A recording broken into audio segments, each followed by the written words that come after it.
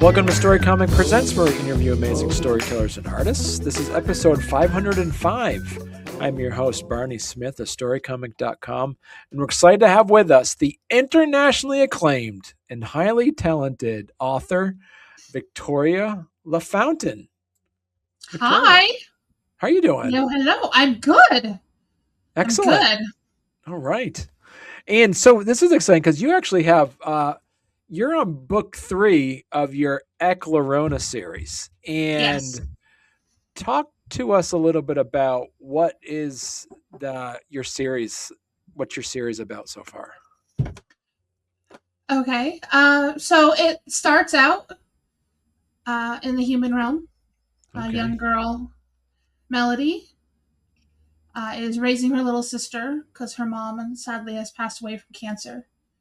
And they are pursued by somebody who is not nice. And at that same moment, a mysterious red door, which you see obviously on the cover of the book, and you see it's just a plain, human road and sidewalk in front. They pass through that door as a way to try and escape this bad person. And they land in the world of Eclarona, where, unbeknownst to Melody, she was actually born. Okay. And her father resides there. So did Eclarona kind of first show up in your imagination? Was it a character, a scene, a place? How did that first pop into your imagination? It started as a what if. Okay. I historically have a horrible time sleeping. And to try to give my brain just one thing to focus on, I do this thing called what if. And I imagine a situation. I'm sure when I was 12, it was what if New Kids on the Block showed up in my bedroom and offered to sing me my own, my own personal concert. And as I got to be a, senior in high school, the what ifs were, what if there was a realm of fairies that had elemental powers, and it was a matriarchal society, and I just went with it. And as I'm imagining what this world would look like, the purple sky, the twin moons, the fact that the sun never sets, the world became Eclarona in my mind. And actually, when my children were little, I would tell them PG versions of the world of Eclarona. And so the world is very much like a living, breathing thing in my imagination. So when you talk about world building, like I could probably explain Eclarona to you to the point where you thought that you were living there. So yeah, it's a very real world in my mind. And I modeled my main character, Melody, after myself and my daughter. And so yeah, your world has a huge cast of fae. How do you keep it all straight as you write the drafts? I have an Excel document. And every tab is for a book. So, some characters don't make it into the next book. Because, right. Stephen King, Kill the Lovelies, So each tab is updated with where we are in the series. And there are also future books that I'm working on as well. And those details are starting to be filled in. So on the first page, I have the entire original cast of characters, so to speak. And then I have like what their element is, what their spirit animal is, how old they are, what their job is within Eclarona, because her father is one of 8 brothers.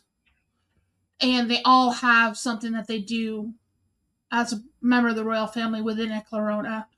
Okay. So I have all of that on a sheet. I have all the different pets. people's dragons, if they have a dragon, then the dragon's description and name. Um, a friend of mine saw my spreadsheet once, and he was like, "Holy God, that's how you keep it all straight." And I'm like, "Yeah, you've gotta have it, you know."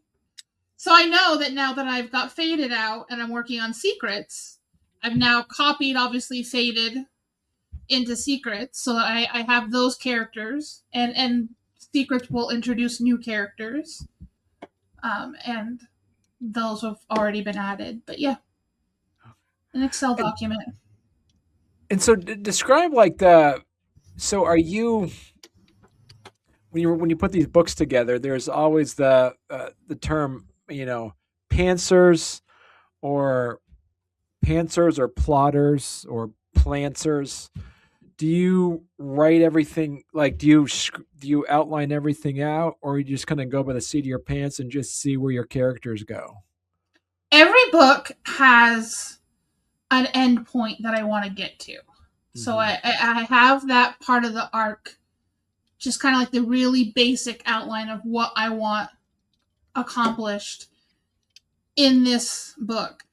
And then the rest is just chaos. I just I am what you would call a chaos writer. I have Secrets almost completely finished. I will update and make sure that everything fits in, and that the storyline is still right where I want it to be.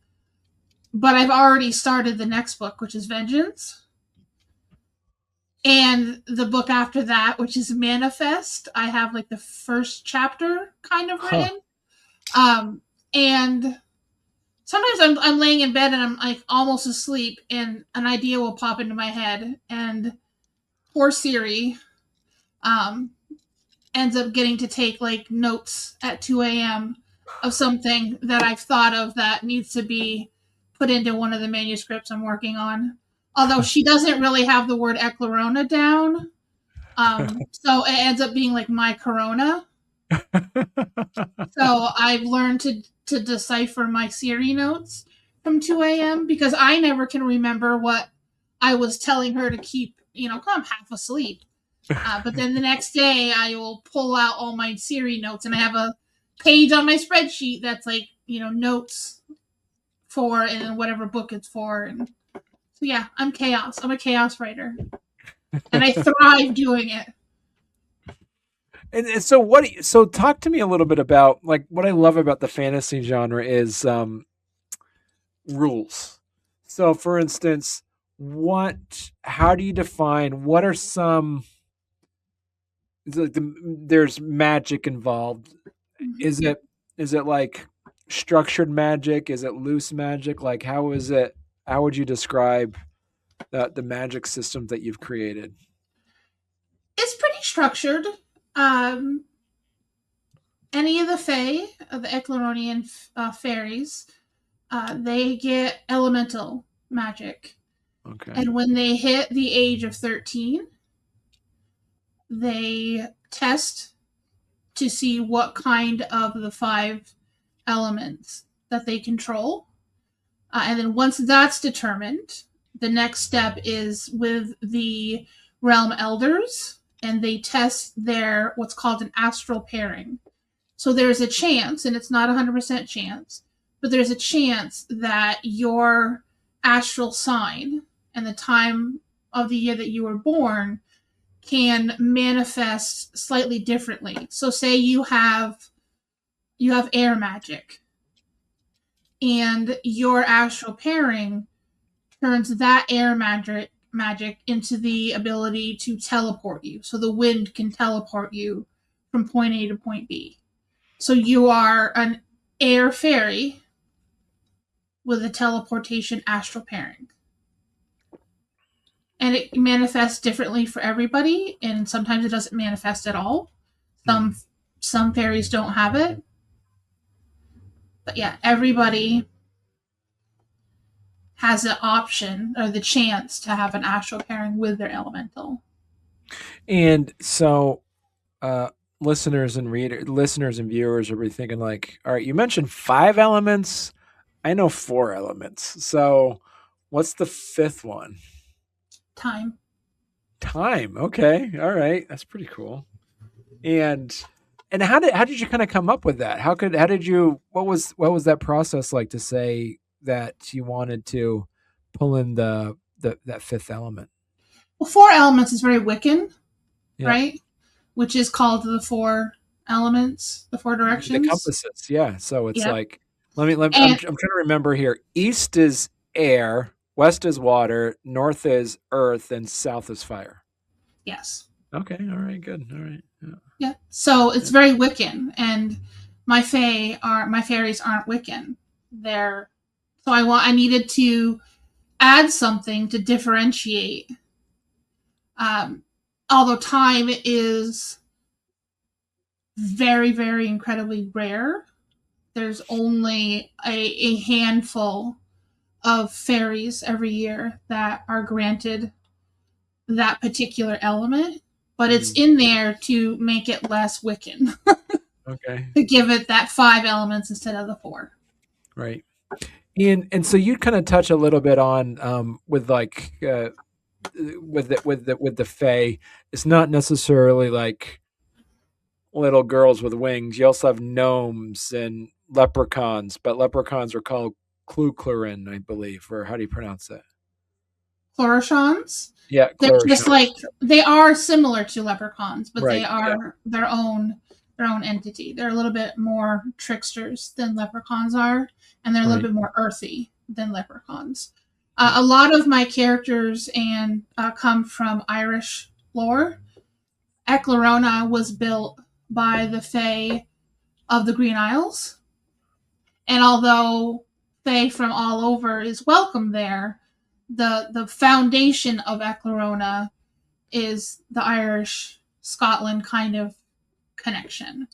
Okay. So a lot of I use kelpies. Kelpies are very much an Irish Yeah. mythical creature. Um, I use brownies. Brownies.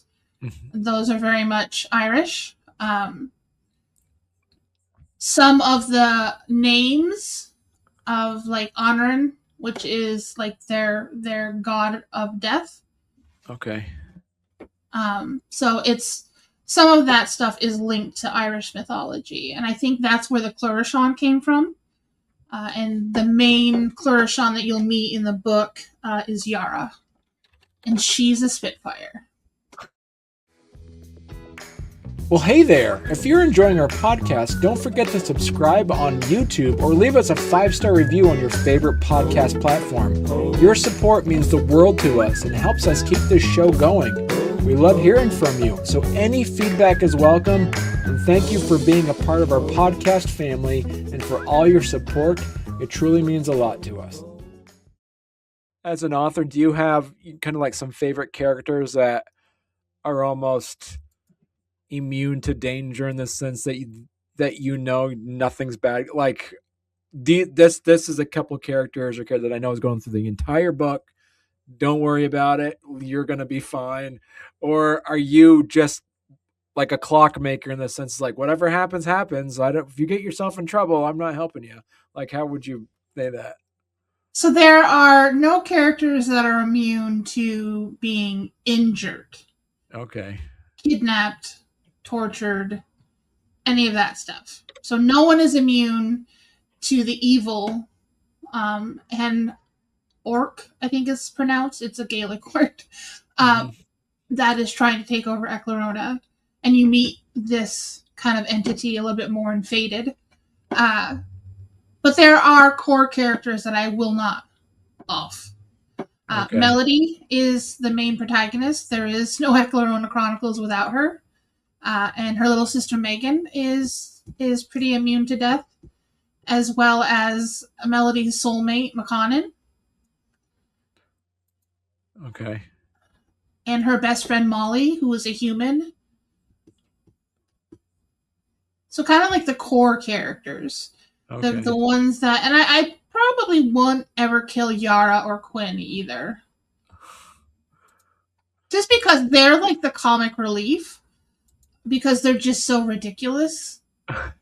Um, there's been nights that I've been writing, and I'll get done and I'll go back over what I've written just to make sure that it makes sense and that it's keeping in my storyline and all of that. And I'll literally laugh out loud because I've read something that I wrote about Quinn or Yara. And I'm just like, dang, that's so funny. Like, I don't even know where I pulled that from, but that is a good line. And they're needed to lighten some of the heaviness of what goes Right. on in Eclarona. So they're probably pretty safe too. Now, do you have so what would you say is the age group is for the book? Well, there are some spicy scenes. Okay. Um, but I would say they're more sexy than explicit because they don't get very explicit. An Mhm. adult mind will be able to pick up what's happening. So I would probably say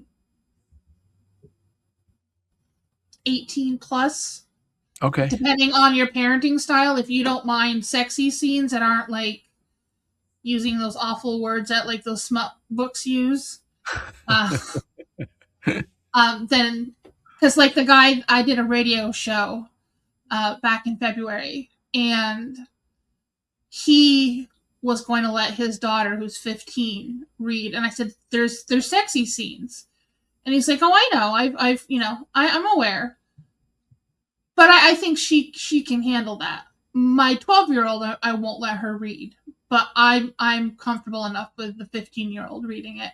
So I guess it's kind of like at the parent's discretion. It's not like filthy. It's sexy. That would be the way I would put it.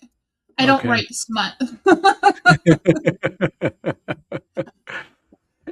And so what would you say then is like is so you said you're already working on you already have the third book Faded is already in it's already like as you mentioned as of this recording it is available for pre-sale.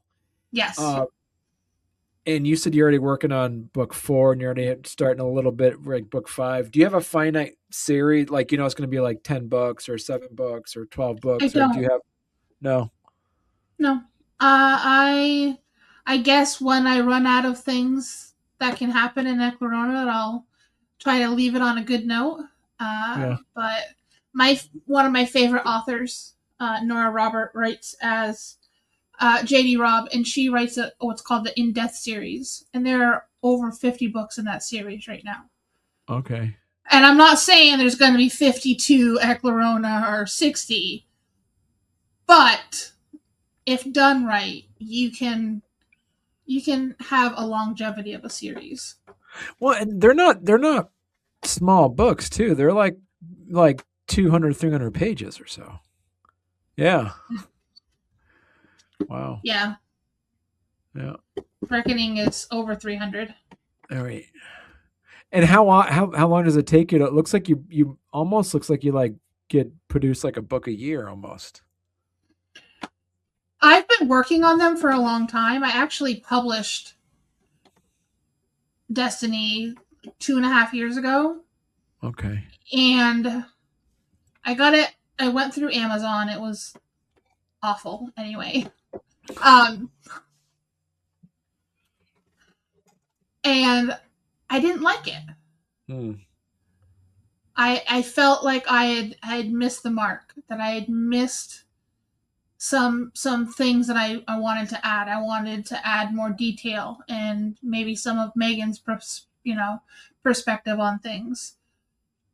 And so I took the first flop down and I rewrote the entire manuscript. And by the time I got done, it was so big that I had to break it into 2 books. Okay. So Destiny and Reckoning are the result of the rewrite of the original Destiny to Eclarona was what it was called. Okay. Wow. And is there and what part of the book would you say like starting with Destiny? Because so some you can't jump in and read Faded. You have to read Destiny first, right? I mean, you can, because Faded is probably more an isolated part of the series because it moves from focusing on the royal family and Melody Melody is still involved, but it shifts to the werewolf territories in Eclarona, and updates you on a whole new cast of characters, pushing gay characters to the front as the main characters, the heroes, Okay. and not the sidekicks that they are often portrayed as. Melody is involved in Fated, and she is present in Fated, as well as her father Drake, Megan, and McConnon. Yara and Quinn are all there too, but they become background for this. They're just part of the story. The wolves are the main line. So if you start with Fated, that book will make sense. Secrets will not. Because you're going to go, wait, what? So if you want to continue reading the whole in series, yes, start with Destiny and move yourself down the line. If Right. you just want to read the gay werewolf story and you just want to do Fated, you can read that kind of on its own, standalone, and not be completely lost. Now, do you enjoy writing the protagonist more or the antagonist more? I think I put more thought into the antagonist, Mm. Because this isn't just, this isn't just a man with a mission or whatever. It's deeper than that. It's darker than that, and it's bigger than a single man. It's an entire. I guess the way I would describe it as never-ending story, the Nothing. Mm. Right. So the main antagonist in this is something equivalent to the Nothing, and trying to destroy and wipe out everything in its path. Okay. And so, what about like Reckoning? Where does that? And I know that's book 2, but where does that pick up with, like, for the characters? Is that something you'd have to have read Destiny before read Reckoning? Yeah, because Reckoning is a continuation of the story from Destiny, and Okay. Reckoning leads into Fated. So it is still a cohesive series. It's just that because Fated and Vengeance will both take you outside of the castle and to a marginalized population of Eclarona. So Fated was werewolves, and just to give everybody a little hint, Vengeance is witches. Okay. So, and I will do that throughout the series. It's still going to be the same, but it's kind of focusing on what that antagonist is doing, and Melody kind of helping and assisting these marginalized kind of little pockets of Eclarona in a fight against the great evil. And so, what would you say also too? Then is like, reading these books. What do you want the reader to take away from it? What's is there like an overall theme and message that you hope they get out of it? Identity, learning your identity, taking on struggles. Acceptance is a big thing because there are lots of queer characters in Eclarona. My therapist says that Eclarona is the world that I wish I could live in. So it is a matriarch. So when you get married in Eclarona, you take your wife's name. So yours goes away. Yeah. Hers continues forward. The queen holds all the power. The king is just arm candy. The queen holds all of the power. And it's a very vast and, I would say, all-inclusive kind of the Fae. Like, there's giants, there's gnomes, there's pixies, there's Chloroshans, there's devas, there are dryads, there are calypsos. So there's witches, there's werewolves. So there's a lot. A lot of fae have made their way to Eclarona to be safe. And do you? It's when you look at like the different races and species. Did you feel like from a world building perspective that you had to like back into it and kind of create a history and culture and society for all the races of fae that you made? Yeah, and the fae that are there is still ever changing. Eclarona isn't just dirt and rock. It's a living, breathing entity in and of itself. It's magic itself. And Eclarona adjusts and expands to accommodate new citizens. And so new fae are showing up all the time, and Eclarona is accommodating them. But I had to give everybody, and so when I do these focused books, I kind of give like the backstory of that specific species and how they kind of ended up in Eclarona. And I'll do that in Vengeance with how the witches became in Eclarona. And then obviously we know the history of the fairies, and they've been there since Eclarona was created. So yeah, everybody kind of has a backstory on how they got there, and it'll slowly be. I don't want to like info dump and do it all at once, so it'll slowly be revealed as the series continues as to what why this species is there, what is their role that they play in the grand scheme of things. Mm. And so, do you see different mediums that you would use for Eclarona, like a tabletop role playing game or a board game or anything else with this too? So I have a friend who happens to be an actor, um, who is currently working on the screenplay for Destiny. Okay. And he said that depending on his filming schedule, Reckoning might be what he works on next. And the Cool. idea is to pitch it for either a movie series or a TV series. Oh, cool. Yeah, and my kids want me to make stuffed animals of some of the creatures, especially the Nanooks, because they're so adorable.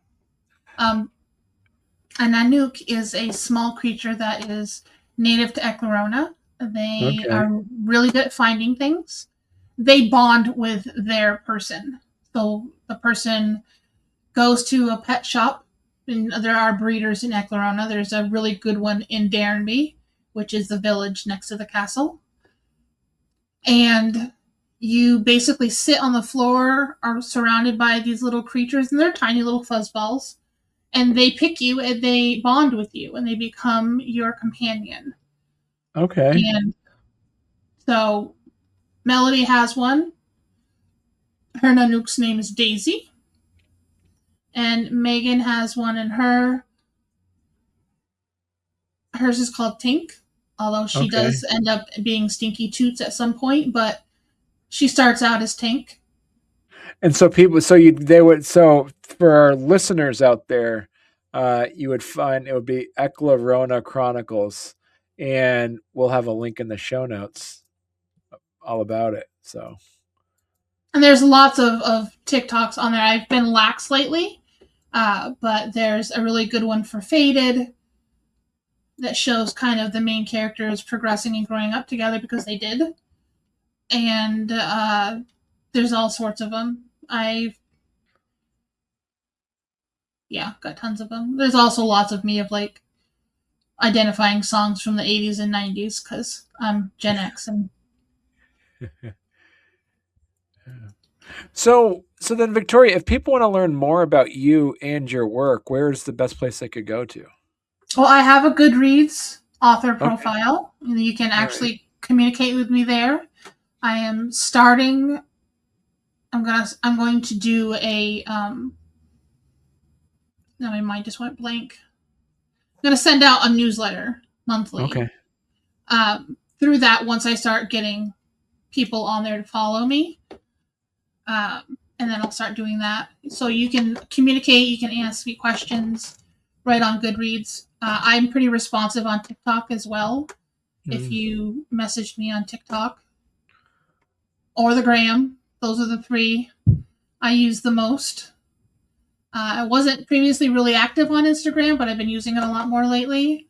Been trying to get on the Kelly Clarkson show, so I've been pushing that a little bit. Yeah.